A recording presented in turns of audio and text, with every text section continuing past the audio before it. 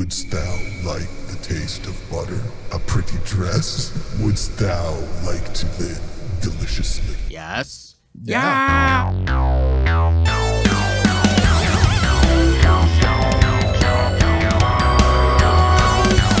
Clickety-clackety. Clickety-clackety. I wanted to strangle that little girl. Holy shit. Save it, Kevin. No.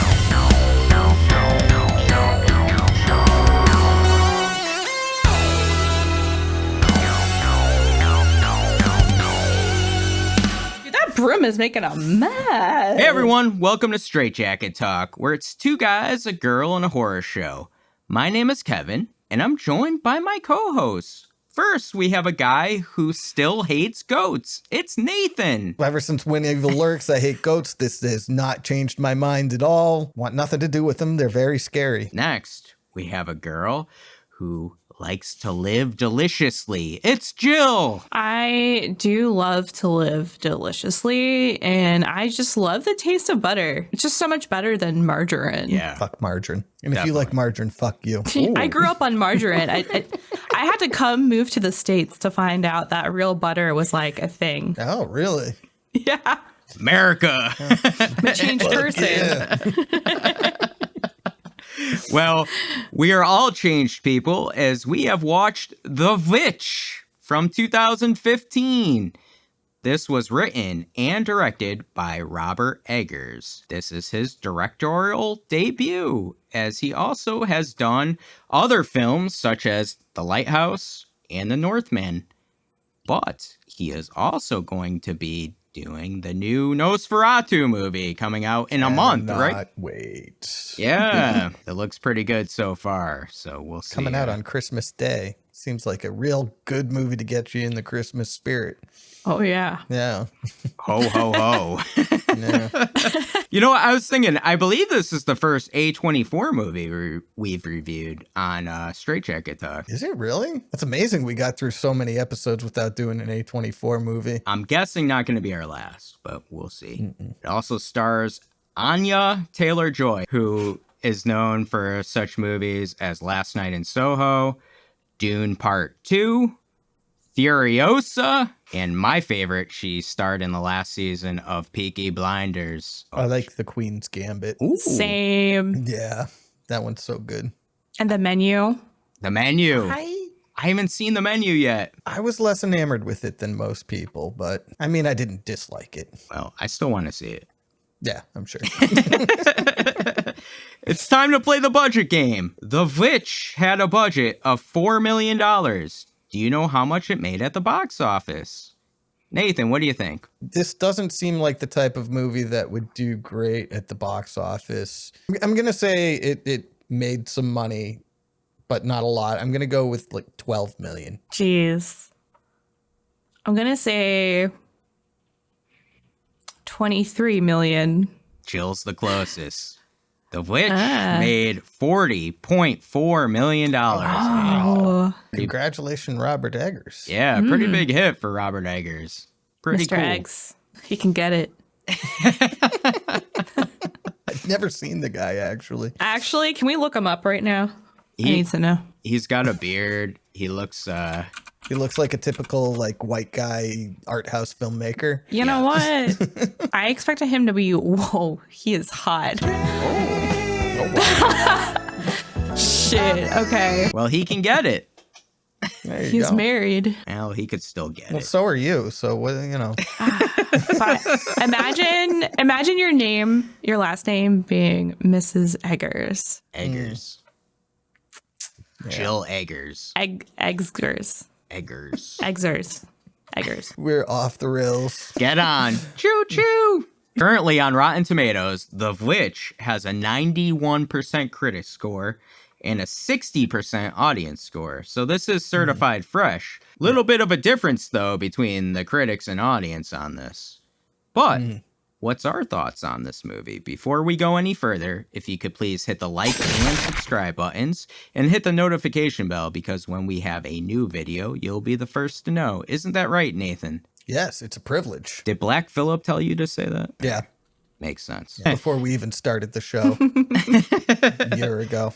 Ooh.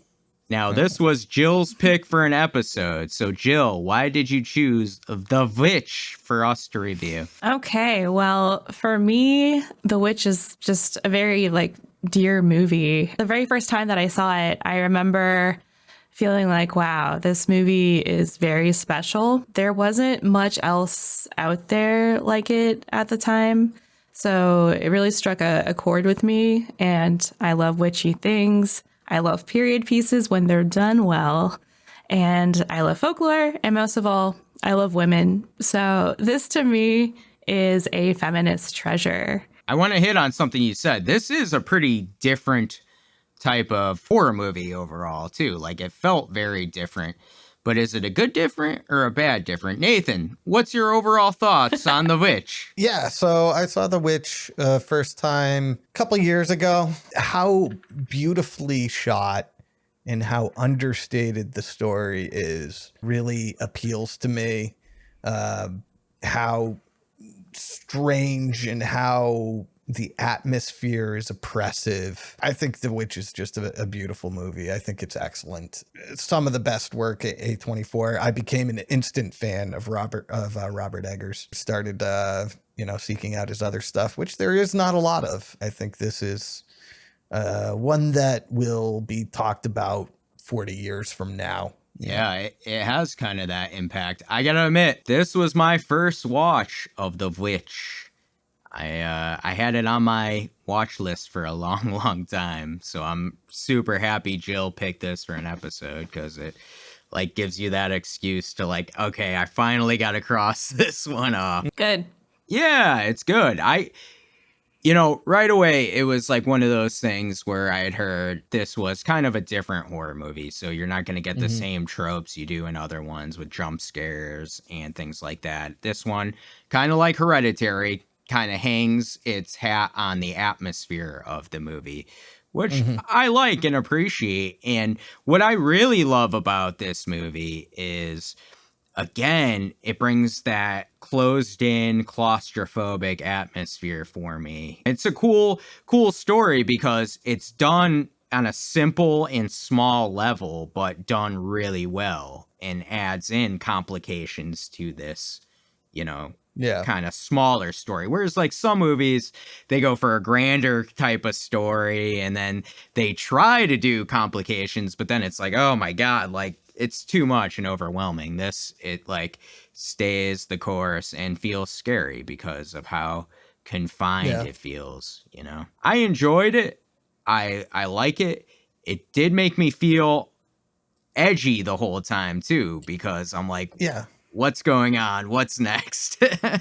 It's upsetting a lot of at times, and then you're on edge the entire. There could be nothing happening, and for portions of this movie, there is very little happening, and you're just on edge the entire time because it has established this sort of horrific thing that they're going through. I want to ask, because Jill had brought it up too, about this being a real period piece. The language and how they're speaking is kind of based on the journals and writing, right, of the language at the time. Mm-hmm. Yeah. Yeah, I just wanted to ask what your opinions are on that, because I feel like there's not really much modernization in this. They stick to that period piece, and sometimes that's off-putting, but I found this really immersive. I felt like I was back there with them. What dost thou want, Catherine? Tell me, and I will give it thee.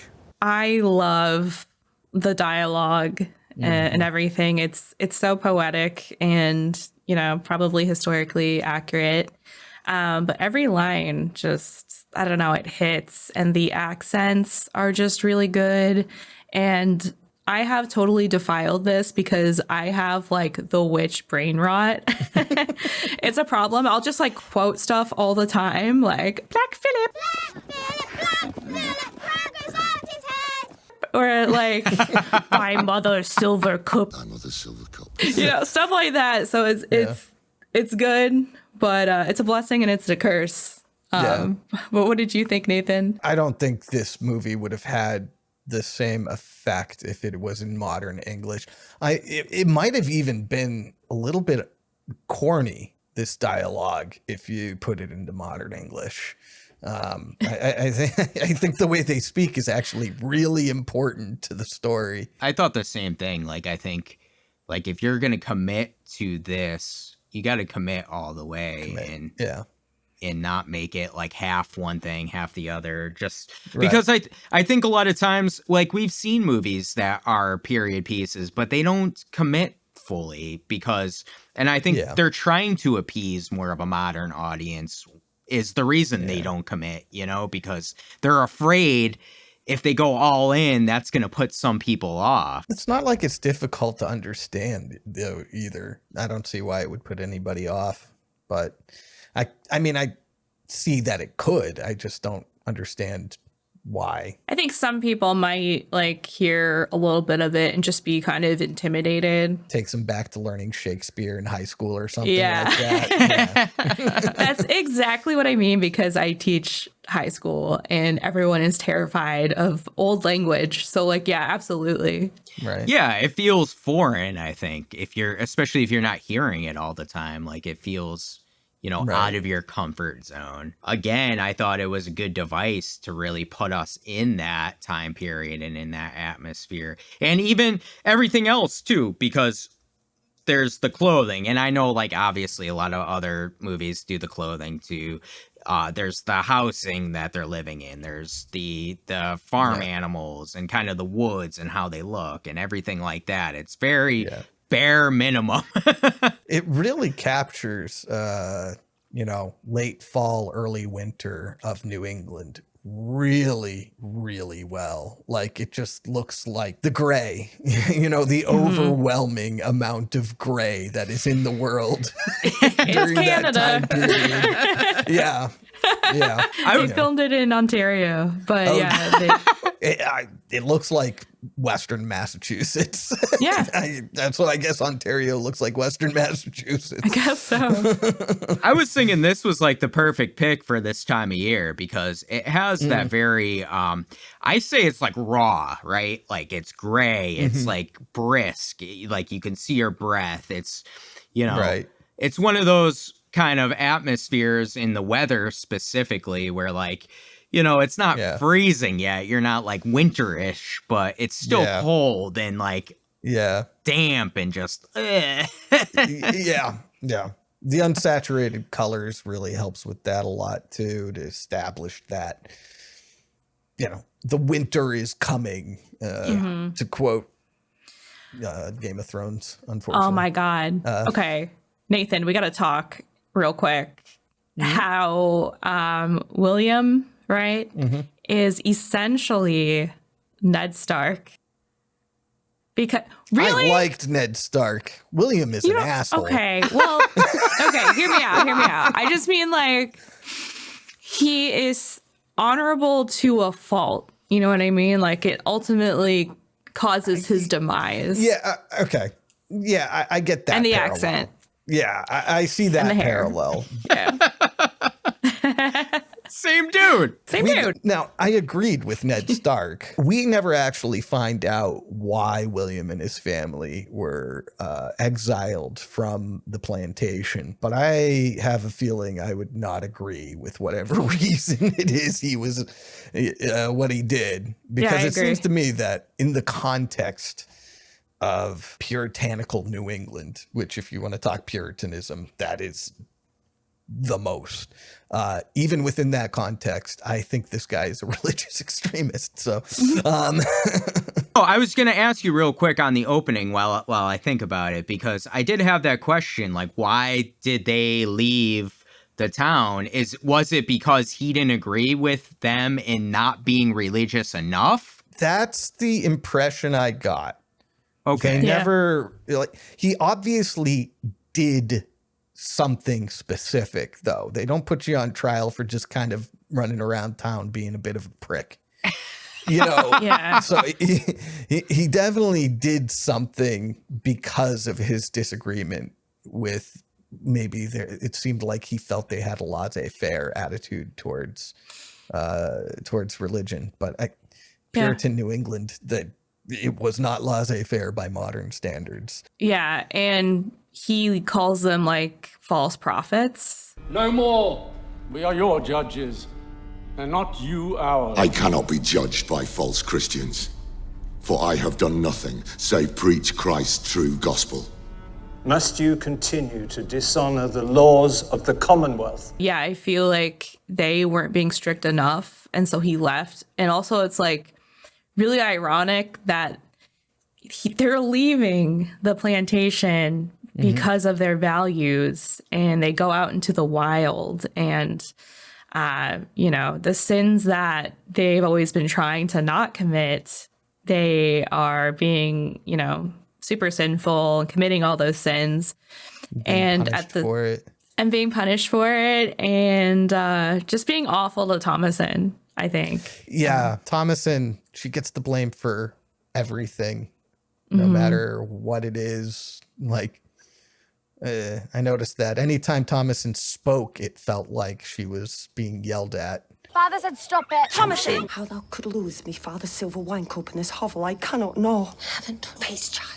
No, I saw. Where are they? I did nothing. She came from the sky, devil. She's the literal scapegoat. I found it ironic too. You were talking about like they wanted to be more religious and stuff, but then like you were saying, then they go to the woods, and then William almost becomes like, he's committing sin Constantly.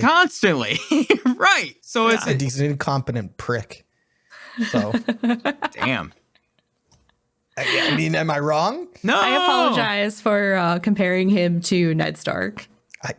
FYI. I didn't understand it until you explained it, but I get it now. Because Ned Stark is a lovable character for sure. Whereas this guy, when he, at the end of the movie, he yells, "It's all my fault." I am fault. I am infected with the filth of pride. And I'm just sitting there like, yeah, the fuck it is, buddy. Who would do better? Finally. Who would do better in this situation, Ned Stark or William? Ned Stark. Ooh. Oh, like morally? Just handle Put him in better. Ned Stark wouldn't have gotten exiled out of the... Yeah. I don't think. We're just going to keep talking about Ned Stark. Yeah.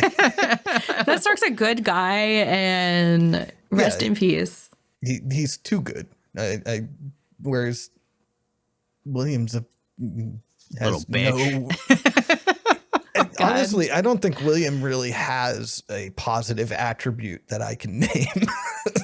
That's funny because... Although his voice is really awesome. He's got a great his voice is good. He does. Yeah. When I was watching it, though, I liked him as a father, like as a father figure sometimes, because sometimes it felt like he had a softer spot for Thomasin that the mom didn't have. Yeah. This tree will be lovely come spring. Do you remember when we came hither? There were times where I was like, okay, he's good, but I mean, it doesn't matter. But I guess I get that, but at the same time, I also have nothing nice to say about Catherine. Proud slut. Yeah. She was a shrew. I never meant to be a shrew to thee. She was a shrew. I mean, she said it herself. To be a shrew. Yeah. Anyway, the nicest thing you can say about him is that in comparison to Catherine, he is less awful. But, there you go. Not by much, though, honestly. He's number 2. Actually, Catherine being awful in a way is more justifiable than him being awful. Because she's losing kids and stuff. And, she's subject to the same patriarchy, but she's a proponent of it too, I suppose. She is. The way that she treats Thomasin and like talks about how she thinks she's seducing her father and her brother and calls her a proud slut and everything. So like, fuck Catherine. All She right, has wait the a minute. audacity to grow up into a woman. Yeah. Like, you bitch. Let me trying to sell her. That's terrible. Let me ask this right now, because when she says that, I'm like, what? Like, this seems out of the blue, no? I mean, obviously, we don't have the backstory of... If you look at Caleb's character, they're exiled, and Caleb has some budding sexuality going on, and he keeps staring at his sister's boobs. Part of the problem there is that like, you've exiled. They're surrounded by nobody. He's got budding sexuality. Who else's boobs is there? The witch. The witch. That's the last boobs he ever got to stare at. Hey, listen, I'm sorry, but if I see a witch like that, I mean, Oh no, she's. I'm a You're sucker. toast. I'm a sucker. Yeah. Yeah. Goth girls and witches. Oh my god. Woo, but you know what? You're 100% right, because they're exiled out there. The little kid, he has. I mean, I don't know. I do want to say the problem is that she's blaming Thomasin for the problem within Caleb. Yeah. That was also kind of just caused by their actions. It all comes back to blaming William for that whole, Right. Yeah. this strange situation that these siblings are in. Right. Yeah. And then I think they kind of plant the seeds that, you know, when she's kind of like joking around with her dad and her brother. I've seen no apples since we went from England. I would that had found them. I so wish for one. For her, you know, she's just like loving her family. But we kind of see the angle that maybe there's something more sinister to it. Although I don't think there is. I think they're trying to show you that that's how Catherine is thinking, and that's how we kind of view women. That they're inherently sexual beings at all times. And it's their fault. That they can't be friendly without it being, Yeah. Yeah. And she's like envious too. So Yeah. like that's envy.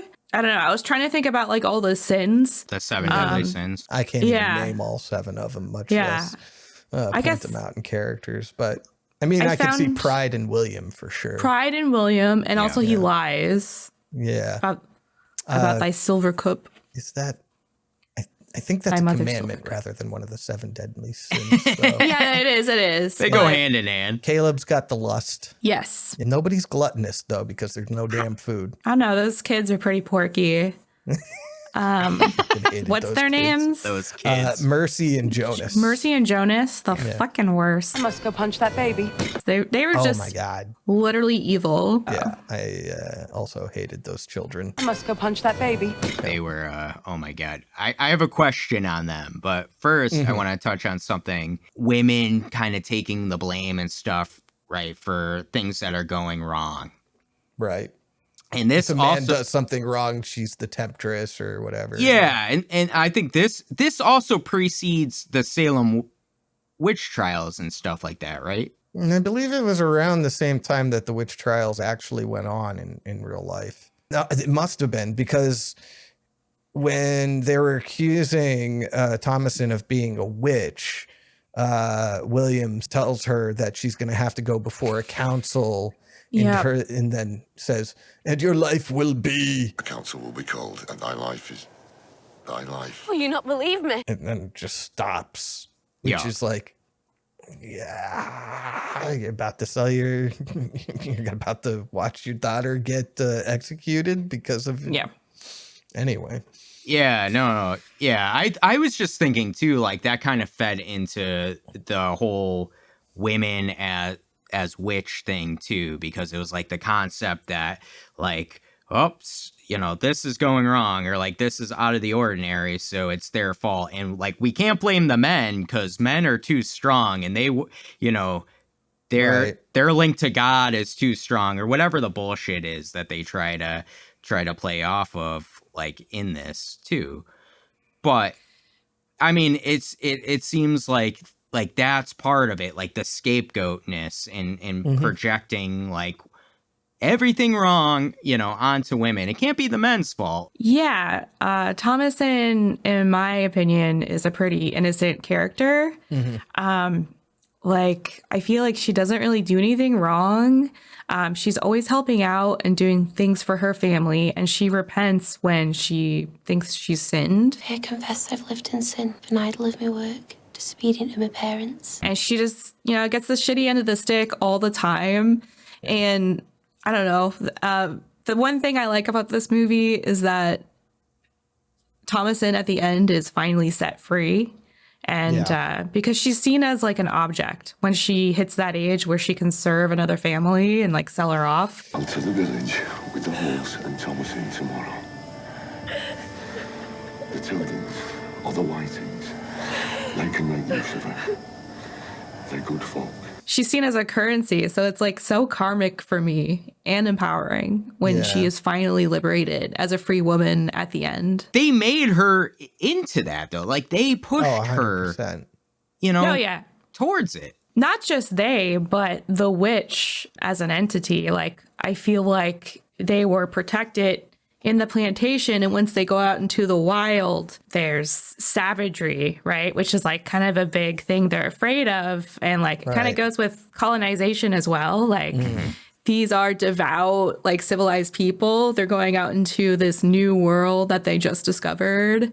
And they also talk about like an Indian like disease or whatever. Yeah. Ritual. Infected by Indian magic was the first winter. Yes, that was it. Yeah. I think the witch also like pushes the plot because even though you can take this whole movie as like one giant metaphor sort of deal, there's still a supernatural element of like evil and witches and like Satan and all that stuff.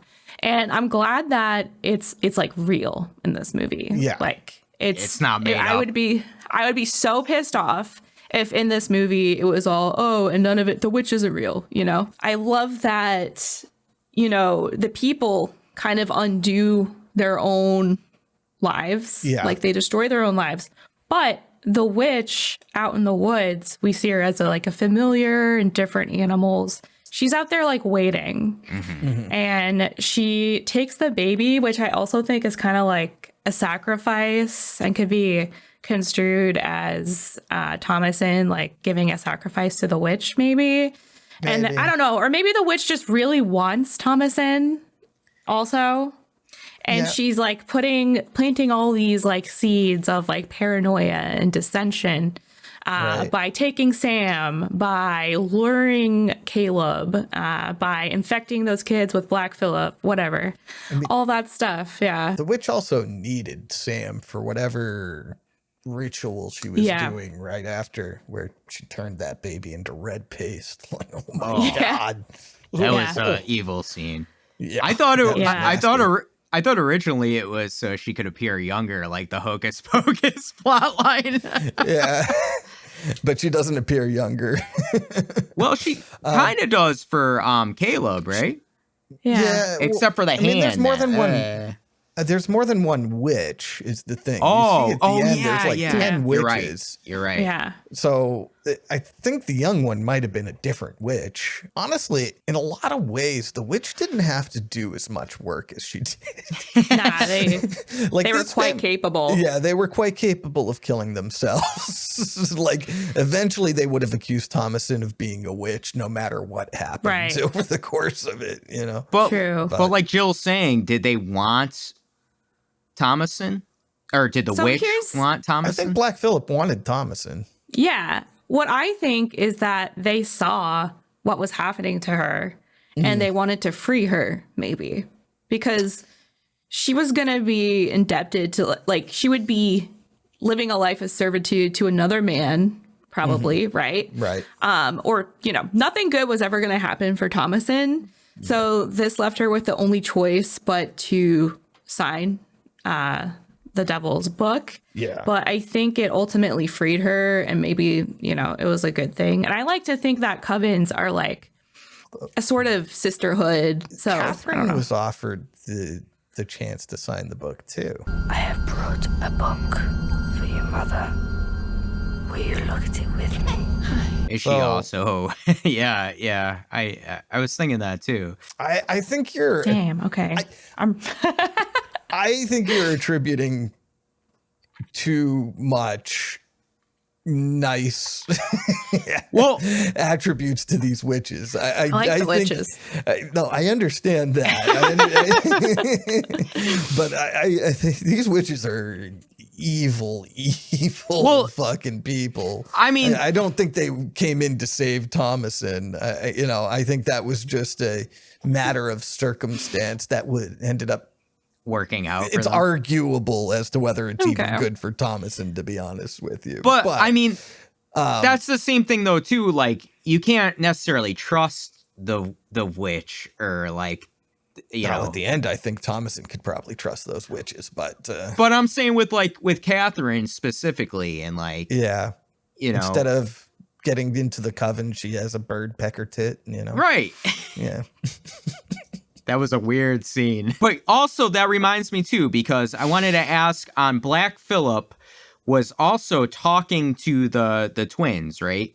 Now, they weren't possessed, right? They were. So why was Black Phillip and Black Phillip definitely was speaking to them, right? Like it's not something that they were creating. I mean, I think Black Phillip was planting seeds in the children's mind to cause paranoia and to further along the witch's torment of this family, because this is very much a movie about paranoia as well, which of course paranoia is a huge part of, what caused the Salem witch trials, along with the misogyny, paranoia about the intentions of women, basically. And I think Black Phillip was trying to turn the children against Thomasin in some ways. Not that Thomasin helped out her own case when she told Mercy she was the witch of the wood. 'Twas I what stole him. I be the witch of the wood. Liar, liar. I am. And I'll make any man or thing else vanish I like. No. Aye. And I'll banish thee too if thou displeaseth me. That was hilarious, though. Mercy deserved every second of that. Yeah. I want to hit on that because I thought in that moment, right, and the way Anya Taylor-Joy had played Thomasin was very just straight and narrow, right? But then in that scene, she really came alive, and it felt like she was unchained. And I almost thought that's when the witch really was like, whoa, this is a side of her that we want, Right.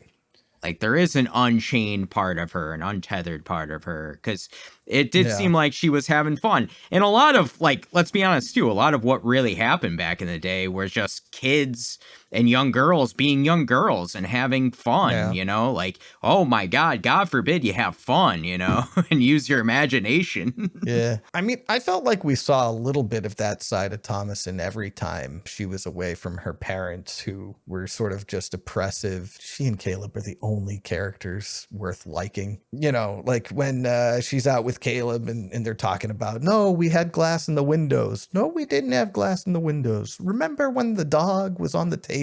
Remember once he lay upon the table, and father saw him and he said, "We will have him for meat.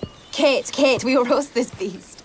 Every time she was away from her parents, she became more playful, but she had to suppress any sort of playfulness or joy in the presence of these abusive assholes. I was also thinking Caleb, he had very paternal kind of instincts too. I know he was looking at his sister or whatever, but but besides that, he seemed like he was more even take charge than William was. And he was more of an adult than William ever was. That's what I was thinking. I was trying to put myself, being a father of a girl, especially trying to put myself in William's shoes a little bit. And, I found You're not going to get yourself into William's shoes. That's the thing.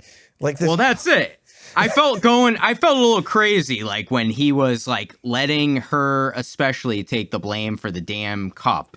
Fuck this guy, fuck that. I mean, the moment she starts blaming Thomasin, William should be listen. Yeah, it shouldn't have gone the way it went if he was an actual fucking man. Right. And why? Here's the other thing. Why did he have to lie to Catherine about going into the woods and things like that too? Why couldn't he just be honest and be listen, we're running out of food. We got to do this to survive. Because Catherine's an asshole too, and she's going to all over the place. You're Catherine's spot on. You have no gun, William. No, not even a dog. Be not a fool. That was all of her dialogue throughout the whole damn movie. So I got to ask too, with the twins, when Caleb comes back and he's seemingly possessed and they're kind of questioning Thomasin, and the twins kind of freak out and do all the shenanigans they were doing. Jonas, pray. I I cannot remember my breath. What? Nor I cannot. What nonsense is this? Were they really possessed or were they making that up? I don't think they were possessed. And I'm not sure that they were making it up. You know, they got a paranoid idea in their head about what Thomasin was doing to them and let that play out in their behavior, I guess you'd say. I mean, children do that sometimes, you know, like it's like not necessarily a lie, but it's also a lie. I thought they were playing around just because I just think they're the biggest little shits I've ever seen. And they were just, which is horrible if like your brother is literally dying and you're just kind of mocking it. Yeah. Yeah. But they stay like still for a long time after that. So I was like, that's a little weird. That's suspicious. That's what I was thinking too when they were laying flat as a board and William like picked one up. They were method actors going all in on this. Someone forgot about the kid actors and they were just laying there. They weren't given much to do, thankfully. They were not the best of actors. Although Caleb was one of the most amazing child actors I think I've ever seen. Ooh, you liked him. In that scene, yeah, he sells it hard. And that scene is one of the best scenes in horror. Just something so simple. You don't even need much in the way of special effects, just a little bit of makeup, a little fake blood. Mm-hmm. And he just starts like quoting scripture. My Lord, my Lord, my love, my soul's salvation, take me to thy lap.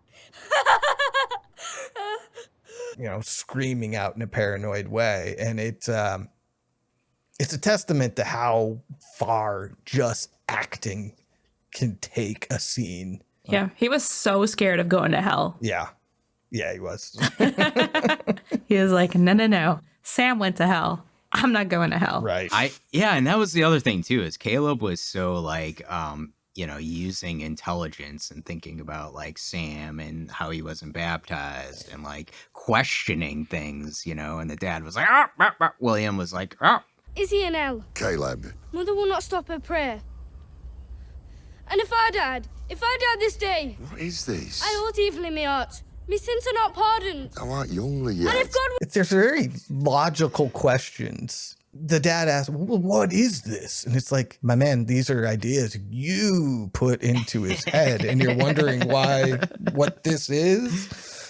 Okay, also, I just want to bring up, I love the use of apples as like religious symbolism. Yeah. The forbidden fruit. And you got Caleb lusting after his sister, leading him to be lured in by a sexy witch. And she kisses him. And then that apple shows up. And I just love that they're talking about how everyone has the original sin of like Adam and Eve. Right, and right. And I thought it was good. Choking up an apple. Yeah. yeah, because Freaked me out. yeah, I was like, what's coming out of his mouth? Like, It's an apple. I enjoy apples, but I don't want an entire apple in my mouth all at the same time. I think that would be unpleasant. It was cool. It was cool too, because they had also kind of made mention of the lie was that they were trying to find apples, right, in the woods for Catherine. Yeah. Yeah. Yeah. And like you said, then it harkens back too, because there was also like when William was going out to the woods with Caleb, he was talking about how man is born with sin, right? That was kind of the overall theme of what he was talking about. Yep. And again, like Jill said, harkening back to the apple, Adam and Eve, and everything like that, right? And the temptation and all that stuff. I thought it was a cool scene that you said is right, where you don't need a whole lot of special effects and things like that, I mean, in that scene, there isn't even a whole hell of a lot happening. Yeah. Really. Like, it's a whole hell of a lot of talking. Yeah. And it's terrifying. It really is terrifying. That scene is, the first time I watched it, that was the scene that made me go, oh my God, this movie is fucking incredible. Now, I want to get to the ending. We had touched on it a little bit about Thomasin being free and setting herself free. So first off, all three kids are locked in a shed Yeah. with A shed Black with a Phillip. goat. Yeah. Still a better babysitter than Thomasin. Too Literally soon. Too soon. I'm sorry. What happens here? Because we get the images of Caleb and Samuel coming to Catherine, right? Yeah. During the night. And the crow pecks away at Catherine's boob. Yep. William wakes up. He goes outside, and it's like there's chaos, right? Well, the witch got into the shed. Well, that's what I was thinking. Well, no, we see the witch in the shed. We do? Yeah. Well, Yeah, yeah, she's like- earlier. She's like sucking on. No, She's doing a full Voldemort. she was sucking Oh. on the goat. she was sucking on Yeah. the goat. Yeah. Yeah. Yeah, naked. Naked. Yeah. Okay. Naked yeah. and shit. In all of Yeah. her glory. She needed another baby stat. Dang. So she took the twins, right? I have a feeling that the twins suffered the same fate as Sam. I don't Good. know that. It's just what I believe, you know. Dude, they were good eating too. Cut that out. Those were some like porky kids. Like, Fuck them kids. I must go punch that baby. witch is eating good tonight. Damn. Maybe Thomasin too skinny for the witch. Got them. Baby back, baby back, baby back. You're a sick person, and I love it. So then Catherine comes out. She has the fight with Thomasin. Thomasin kills her because it's like she would have been killed herself, probably. No? That is a tough scene to watch, too. Yeah. You know, I don't like Catherine. Obviously, I haven't said anything nice about her, but she's still Thomasin's mom. And Thomasin does not want to hurt her the way she ends up having to. She says, I love you, I love you. Yeah, exactly. It was heartbreaking. sad. Like, Yeah. you're forcing me to do this horrific thing I don't want to do. Please stop. No, she's too busy calling Thomasin a slut. Proud slut. A slut. Well, question for you too. I had almost thought that she was kind of partly possessed here a little bit. I don't think she was ever possessed. I don't think Thomasin? anyone was ever possessed. Well, here's my question, right? After this, first, wait a minute. We forgot William gets killed by Black Phillip. He gets gored to death. That is a And jump then- scare, by the way. That is the Yes. one jump scare that Yeah. and it gets me every time. Ah! It is so effective. That's the thing about jump scares. You put one of them in there, then you're not expecting it, and it's gonna get the audience. You know, It's perfect. And where you put 20 of them in there, eventually they start losing impact. I agree. Yeah, you need that one good one. Yeah. It harkens all the way back to Jaws with what's his name's head there. I was just yeah. thinking about that. Yeah, that makes sense. Our minds are like doing the same thing. Yeah. The I witch was- is connecting I us. was gonna say that. Yeah. Wow. Yeah. You know what? It's Black Phillip. Dude, I kind of laughed at this a little bit from the perspective of, I was questioning. I'm like, this dude's chopping wood all the All time. the time. It's the time, only man. thing he's good at, as Thomasin said. I was thinking that too. Whoa. I'm glad he died. He would Yeah. have killed himself if he heard those comments. Roasted. I love that scene too, where she's just feeding him his Reading own him the shit. riot act. Yeah, and he deserved it. And then he was like, "Wow, your tongue." Must I hear the devil wag his tongue in thy mouth? Of course, you're Devil's possessed. tongue Yeah, right. wagging in your mouth. And it's like, did anything she say ring untrue at all? No, of course not. Like- It's pride, though. It's One pride thing. was hurt.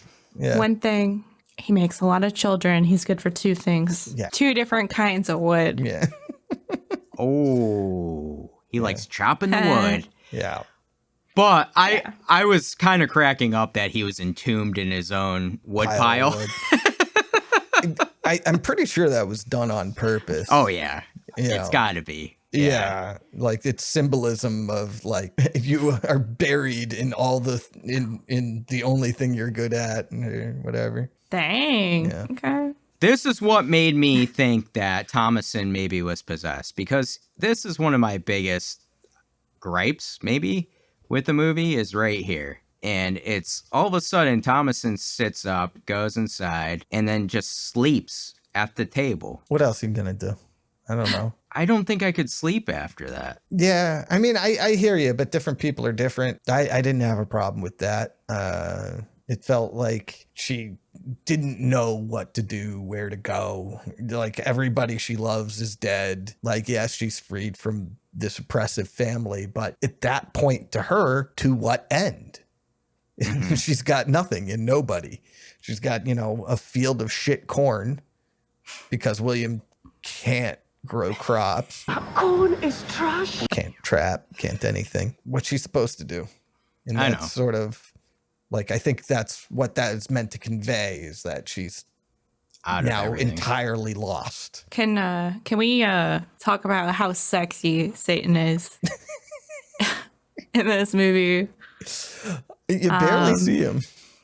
I want to know who the voice actor is. Oh, yeah, the voice. I hear The you. voice was really good. His little slippers, just like the jingle jangle. Like they didn't even show him, and I'm like so attracted to him. Because of the voice Good and job. Yeah. I hope it's Robert Eggers. himself. Yeah, I'm his biggest fan now. Because you saw a picture of him. Dude, he is smoking. Let me And tell. he's smart. Let me tell you, And he makes good art. It's a quite sensual voice, but done really well and creepy. But this is like the coolest scene in the movie to me. This is my favorite scene at the end. Dude, it's so iconic when she's like, it's like a meme now, but where she's like spattered in blood and she's like in the dark and she's about to sign the book. It's just, fuck, it's so good. I don't know how to sign my name. I will guide your hand. Yes. And then, she's naked walking through the woods and we get that great image. I mean, it's awesome. Like that imagery at the end and then meeting the other witch coven and dancing on the fire. I love that. We saw that in Trick or Treat too. Like Yes. in a different sort of coven with the werewolves and stuff like that. So it's cool. Like And Suspiria. Suspiria too. Suspiria. Yeah. Suspiria as Yeah. well. Yep. Yeah, I love that shit. I really do. I wanted to see more of it. Same. I understand wanting that, but I think it sort of ended at the perfect moment to leave. It's sort of ambiguous as to what is. I mean, it's not ambiguous that she has joined the Coven of Witches now, but I don't need to know what Thomasin's up to after that. Another family will be exiled and she'll just join in on the fun. I was just thinking throughout like the movie, I wish we saw more of the actual like witches and witch coven and like more witchy things. Cause give me some witch stuff. Like, I think it's really good. And the way they do it in this movie is really, really good. Like Jill said too, it would have sucked if there was like no actual payoff and like it was just paranoia or whatever, because like I almost thought it was gonna set up, especially when we see the rabbit throughout and again the fucking goat, I'm like, oh my god, is this like in my head? The rabbit was creepy as fuck, wasn't it? Yeah. Yeah. Rabbits are cute as hell. How did Eggers make that rabbit so fucking scary and creepy? I mean, it's part of the folklore as well that revolves around they really thought rabbits were linked to witches because of how they can kind of stand up. It's like the standing up sort of deal that they in the folklore, I guess, that had hearkened to. It's almost like a human type of thing, and animals shouldn't be doing that. I hadn't heard that, to be honest with you, but I could be wrong. I think that's what I saw. No, I believe you, but I hadn't heard that. That's it makes sense that you would put that folklore into the movie, because this really does feel like the sort of tale that could be passed down from 300 years ago. Eggers wrote it, so it's not. Yeah, I like it though, like because it is like I think he did put a lot of time and effort into trying to at least create this story that maybe could have been passed down, like you said. And it almost becomes like a folklore in itself. I can't believe they killed a fucking dog in this movie though. God damn it. We almost got through the whole show without having to think about what happened to Fowler. Poor Fowler. God damn. Take was a the good little boy. kids. Take the twins, not the dog. Take that girl. The twins got theirs. Those awful children. Their stupid, annoying songs. Black Phillip, Black Phillip. Black Phillip. Jill loves them, I can tell. Oh my God. I just want to. Wring their necks. Yeah. We'll go with that. Yeah. Turn them into witch soup. Honestly, I might. Get a little hungry. Get some witch soup going. Hell yeah. Is there anything Add else some you want to parsley talk into about? It. Some fresh fennel. Some fresh fennel and children. Fresh fennel and children soup. Always the fennel. Fresh fennel. It's got to be fresh. To me, The Witch is one of those like good for her kind of horror movies. And those tend to be like my favorite. I love strong like feminist undertones and things. Yeah. And so I did watch this under like the impression that the witches were like trying to look out for Thomasin. So I'm going to say it in the spirit of like that on what being a witch means to me. I feel like girls especially are like magnetically drawn to like the mythic that is witches. Like it's something you just kind of grow up into, especially if you're kind of more of an outsider. It's just like really appealing. You'll hear lots of women say that they feel like they were a witch in a past life. Like you hear that all the time. And to me, that just like comes from the philosophy of being a witch, and which is, you know, kind of synonymous with being a woman. They're the same thing. As a kid and up until this very moment, I've always been drawn to witches and anything to do with it. Apart from how cool and powerful they are, we can relate to the history. Like we kind of briefly talked about like the Salem witch trials and all that stuff. But to me, a witch ultimately symbolizes being a free woman, and it signifies living a life untethered to societal expectations. And for a woman, there are so many, especially like politically right now. It's not great. So it's also a good time to watch this movie if you want to be depressed a little bit. But like I said, the ending. The coven at the end, they're free, they're empowered, and they can also be depicted as scary villains because a woman with power is something to be feared. And we see witches as otherness, as like ugly crones, right? Who do disgusting things like eat babies. But ultimately, to me, a coven, like I said earlier, means a sense of community and sisterhood. Thomasin, she strived to do what was best. She was not respected. And the only option that she had left was to let all that go and be free and to carve her own path in life. Even if it's carved in blood, here's to Thomasin, here's to women, here's to sisterhood. And honestly, good for her. There you go. Yeah, good for her. Man, that was a great statement. Is this on your horror movie list on Letterboxd? I think it is, actually, yeah. I'll have to check. But I was thinking of making another list of witches' Sabbaths in movies because we were just talking about that, like Suspiria, not a movie, but the TV show Chilling Adventures of Sabrina. Yeah. Right. So good. Also very much the same kind of plot as The Witch in terms of like the devil in the book. But yeah, that'd be really cool because Trick or Treat, it's just such a good like scene. Right. That's cool. I mean, that's perfect to end on because I think that sums up pretty much like The Witch. The Witch. The Witch. The Witch. The Witch. I wish he didn't title it that way, to be honest with you. Like, I get it, but like, just let me put a W in there, please. Well, it's time for Quote or Kill. We're going to pick our favorite quote or kill from the movie, or both. I'm going to go with William, even though I'm not a fan of him. But I like when Caleb wakes up and goes to him in the early morning, and William says, "'Tis no ease to rise on a grey day. The devil holds fast your eyelids." That's true. That's why I just don't get out of bed in the winter. I was like, man, William's got some good lines here. Yeah. I thought too, like Nathan had touched on earlier too, just that gray tone that the movie's in really was the whole tone of the movie. There's not much hope here. Yeah. There's no sunshine coming down. I don't have a kill, but how about you, Nathan? What do you have? So my favorite kill is Caleb. I know at the end of when he finally dies, he just kind of lies back and just dies. But, you know, we've already talked about that scene, so I don't want to harp on it too much. But everything about that scene is just incredible to me.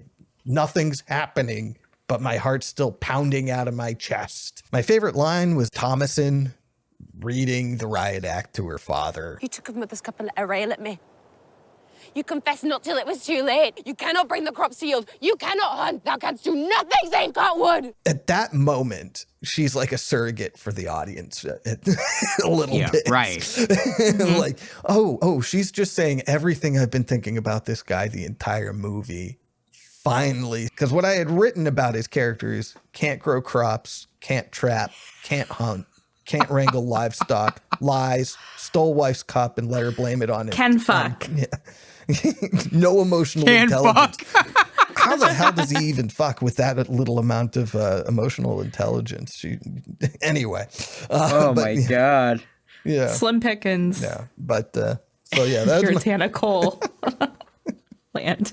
but yeah, that's my favorite line just because it was cathartic to have somebody in the movie finally say it, you know. It's a big fuck you to you, William. Yeah. You really hate William. You really hate him.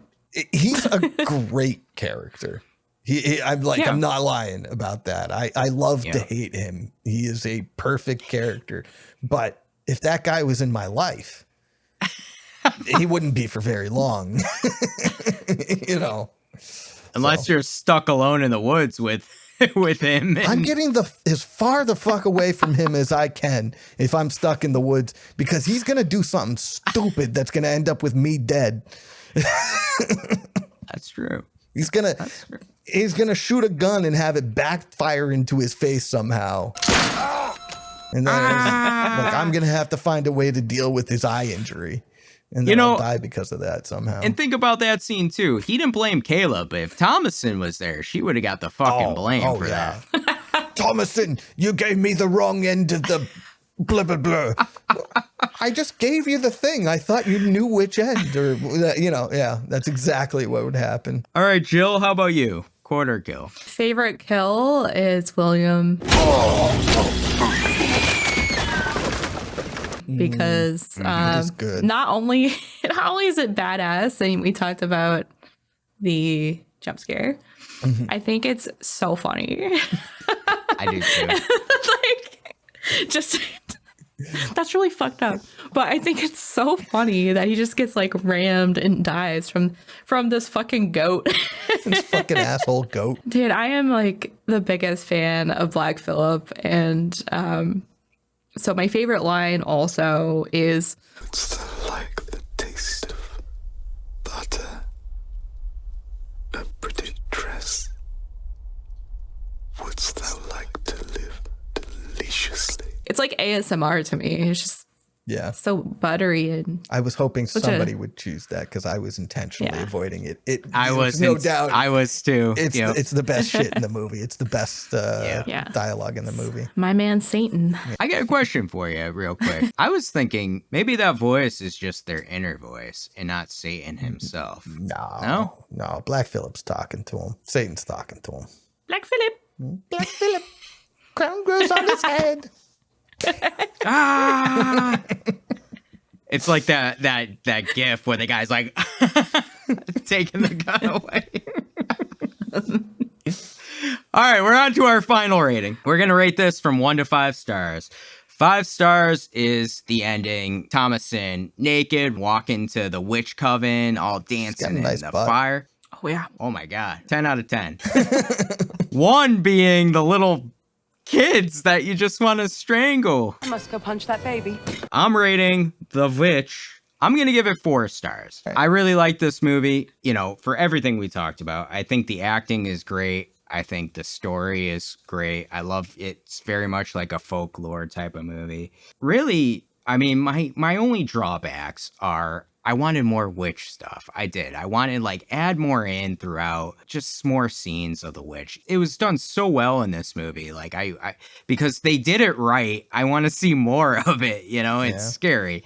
And I get maybe it would have went over the top, and then I would have been like, ugh, this turned me off. Yeah. But no, they did it right. They did it good. I want more of it. You know, I've heard everyone's big complaint is the pacing at the beginning, and I agree to it in an extent, but to me, like, the story is so good that like you're captivated and you're in it. So I think if the story wasn't as strong, then it would have been a bigger issue for me.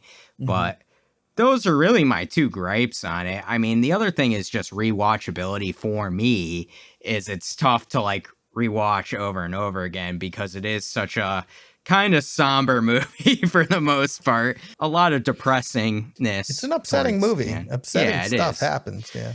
Yeah. That's funny. I really thought you weren't going to like it. I told you the other day I thought you weren't going to like this movie.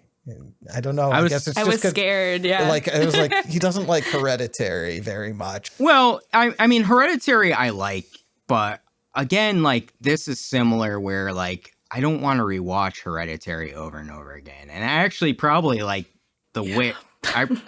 I probably like The Witch more than Hereditary in ways, but they're very different. I don't know. Yeah. They are atmospheric horror movies though. But you know, with completely different kind of atmospheres going on. But still, 4 stars for me. Nathan, how about you? I'm giving this movie 5 stars because I think it has the perfect amount of witchiness. Whoa. I agree. I don't want more witch stuff. I want more. I understand wanting more witch stuff, but I think the witch is almost not what this movie is about in a way. Yeah. The paranoia and the way these people tear each other apart, and the witch is just kind of pushing things along subtly and just kind of pulling lever here and there, basically. They're killing themselves. It's really scary. I love the atmosphere of it. I love the way it looks. I also love the feminist message of it as well. Like I said, this is a movie I think we'll be talking about 40 years from now, the way we talk about The Exorcist now. Some of us. Listen. The overall dialogue about The Exorcist is, Okay. Fair. The way we talk about Halloween now, then, fine.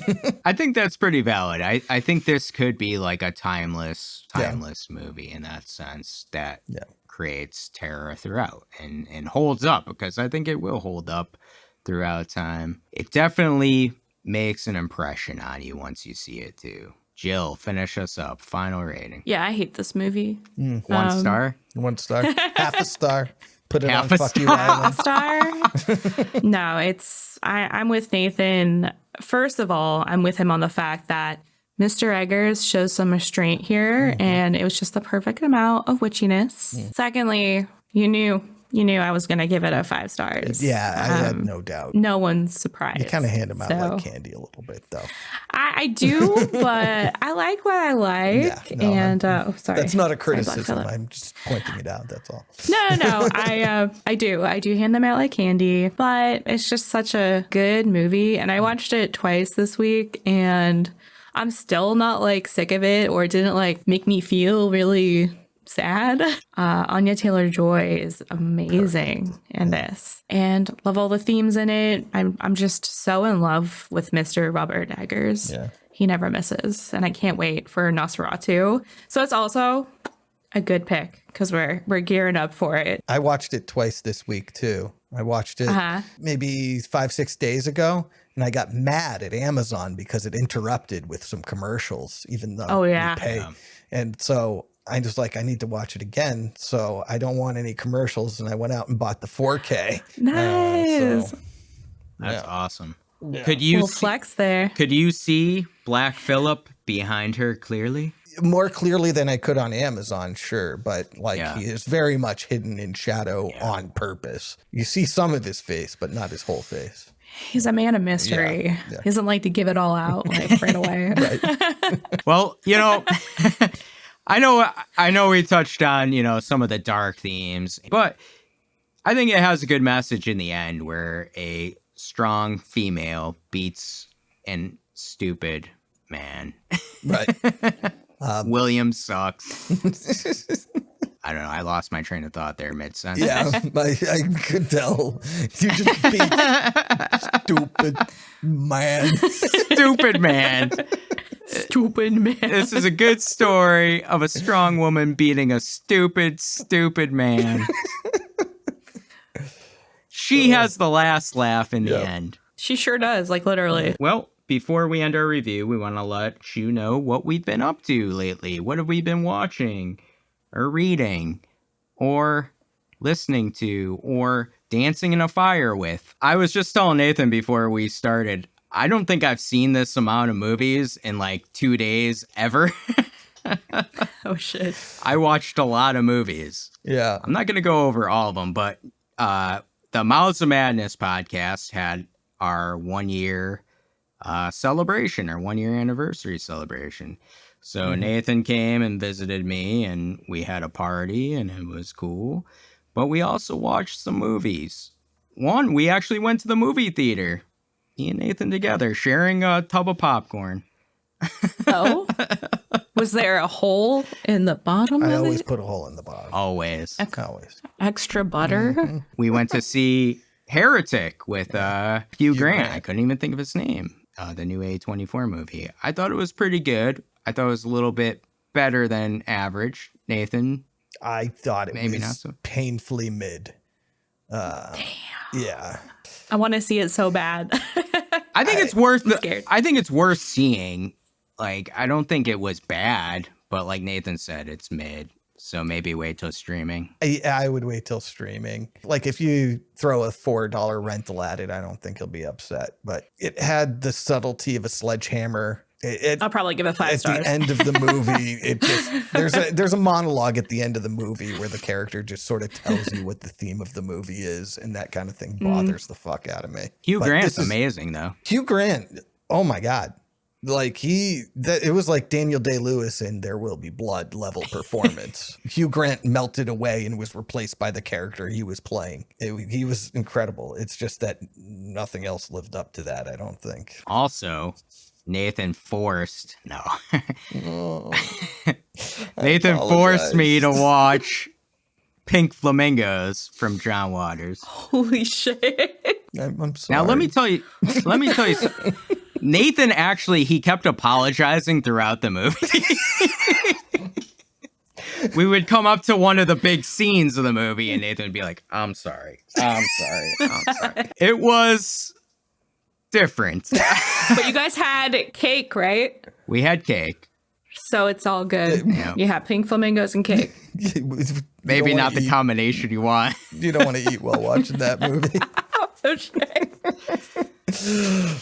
You come up on the chicken scene and it's the eating is over.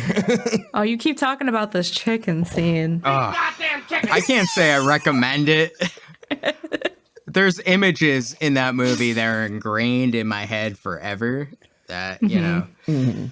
But I gotta say, I was along for the ride. I'm like, what's next? It is a funny ass movie at the end of the day. I think, it's well known for its shock, but it's funny.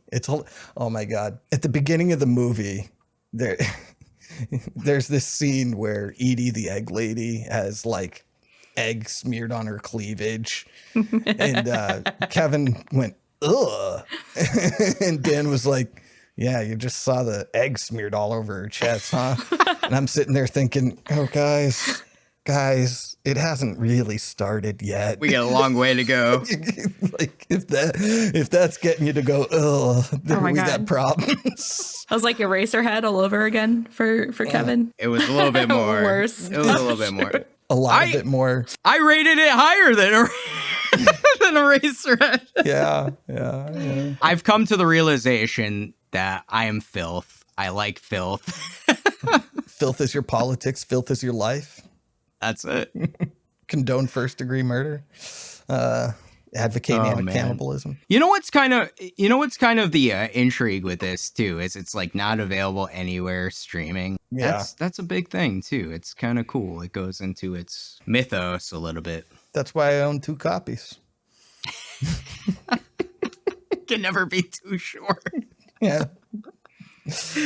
Oh man. All right, that's it for me. How about you, Jill? First of all, I've been reading this book called The Honey Witch by Sydney Shields. And it is a cozy, like little kind of cottagecore fantasy. And it's super gay, super sapphic and gay. And all the best media is. Yes.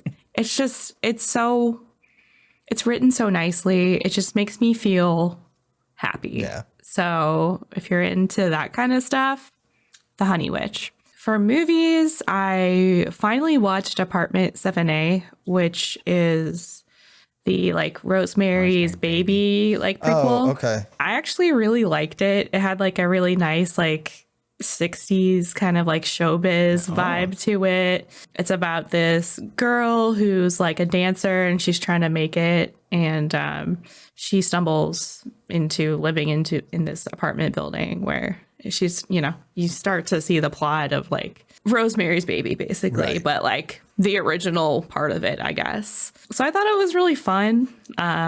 So yeah, check that out if you're interested. I also watched for It's Lays. We did Nightmare on Elm Street 3, Dream Warriors. I really, really, really liked it. It was a great time. So if you want to hear my thoughts on that, you can go check out that episode. A couple more movies I watched. I watched Tamara from like the early 2000s. I saw that on your Letterboxd, actually. Like, I've never heard of this.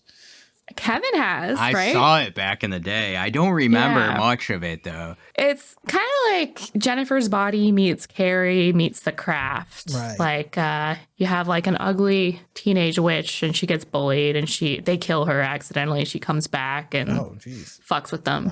Yeah. And she's hot. Wait a minute. Now that you say that though, I remember watching that along with Blair Witch Book of Shadows.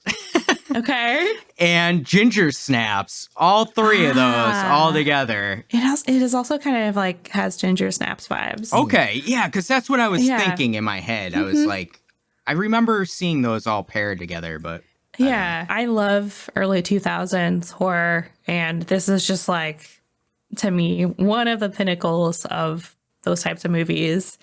I also watched Smile finally because Smile 2 came out, which I still haven't seen, but I avoided Smile for a long ass time because I thought it was going to be cringe. Yeah. That marketing campaign, I understand why they did it. It's going to work on a lot of people, but it made me not want to ever see it. Exactly. Yeah. You know, did you guys see it? I didn't see it. No. How was it? Okay, actually, pleasantly surprised. Yeah. No, I'm serious. Like, it's kind of like very It Follows kind of vibe to it, which I love. It Follows. Yeah, me too. Yeah, a lot of jump scares, but it is like genuinely scary, and it's not half as cringy as I thought it was going to be. So, if you had reservations about it, like I did, maybe go check it out, see what all the fuss is about.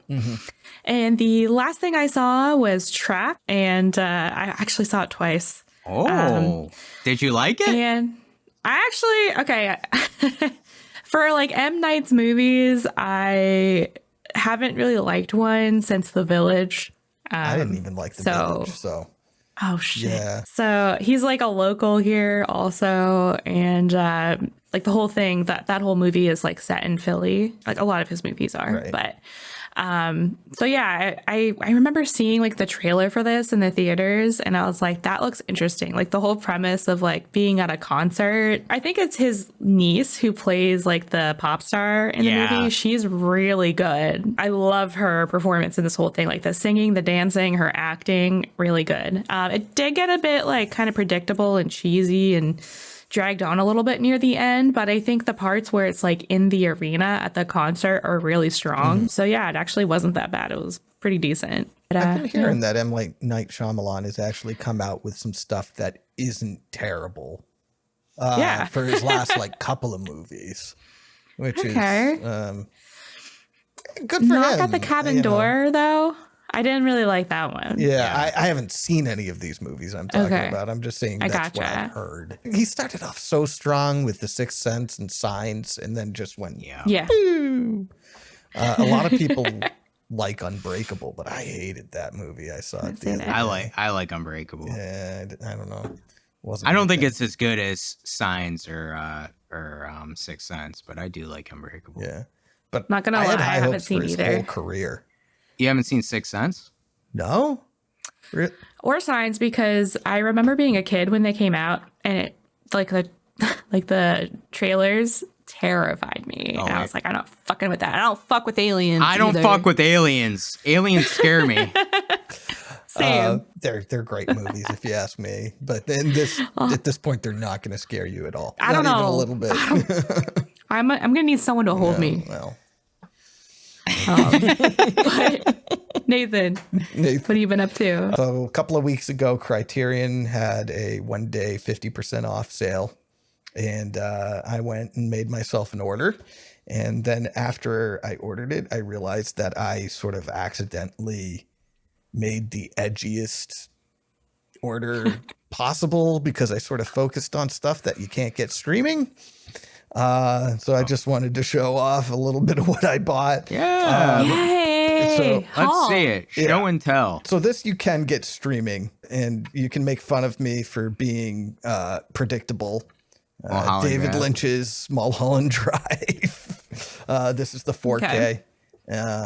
And that's a great movie. I haven't actually watched the disc yet. I have seen the movie a couple of times though. So here's one that you can't get streaming.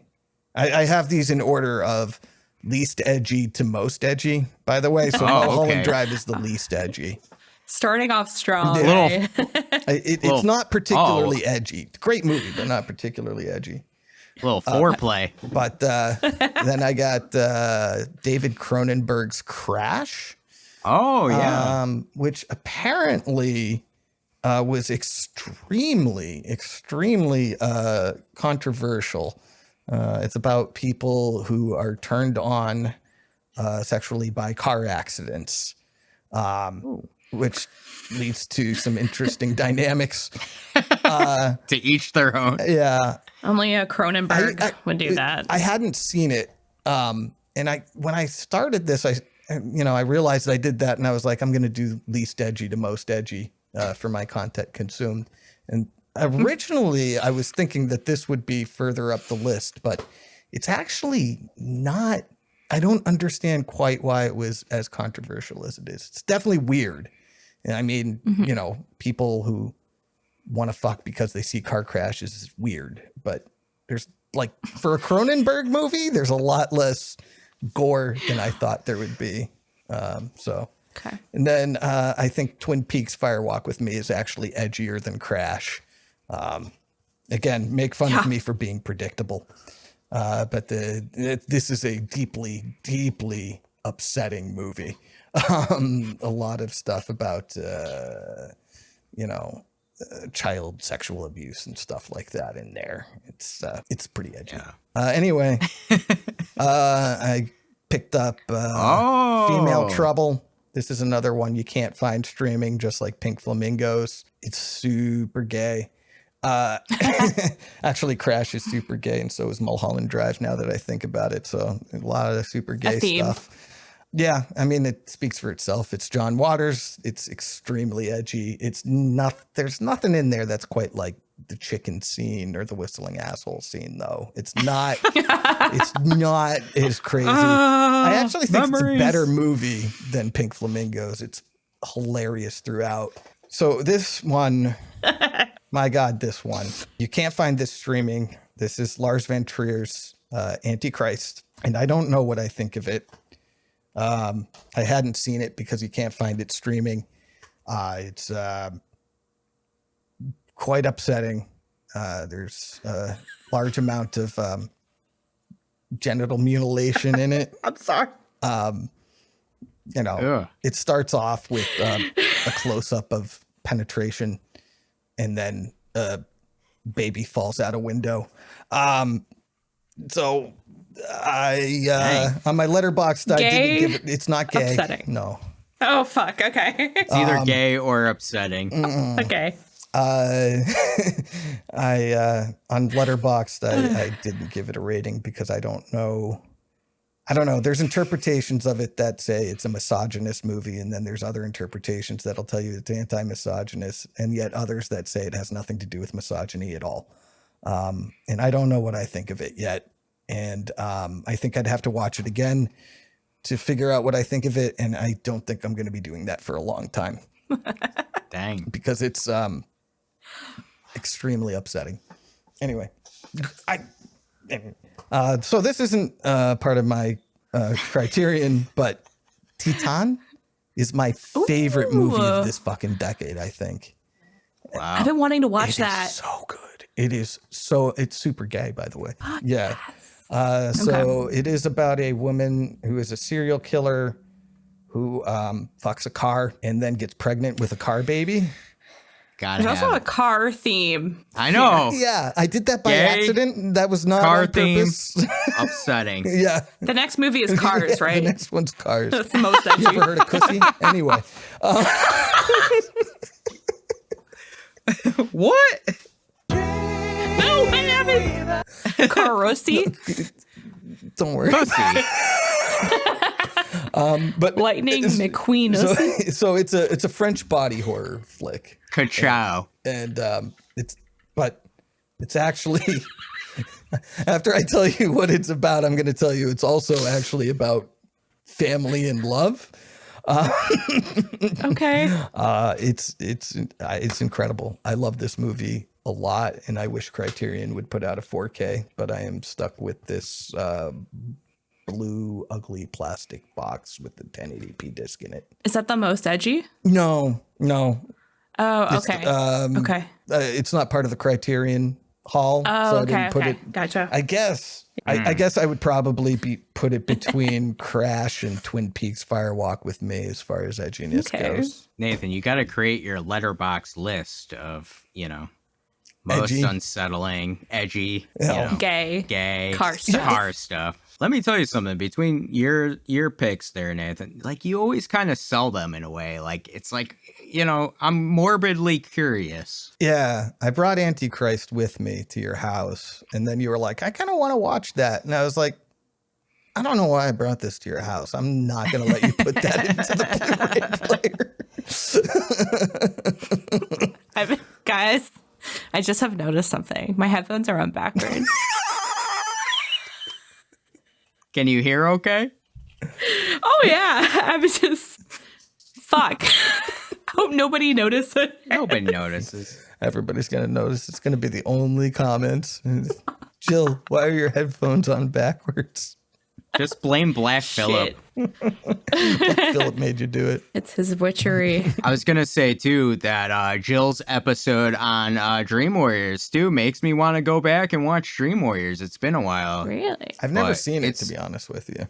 Oh, Slay sold it really good. I was like, I remember this movie. I got to go rewatch it. That's awesome. So I love it. between Dream Warriors and all your car stuff and Antichrist. Yeah. It's a ride. Yeah. Well, I got some watching to do. A Teton might be an episode coming up soon. Ooh, fancy. A little tease. Yes. Yeah. Little foreplay. Yeah, A little foreplay. What is coming soon is our next episode, and it's going to be my pick, and we're going to move on to the Christmas spirit. We're going to cover the original 1974 Black Christmas. So that should be fun. Look for that soon. But until then, live deliciously. No, back to the padded room with you.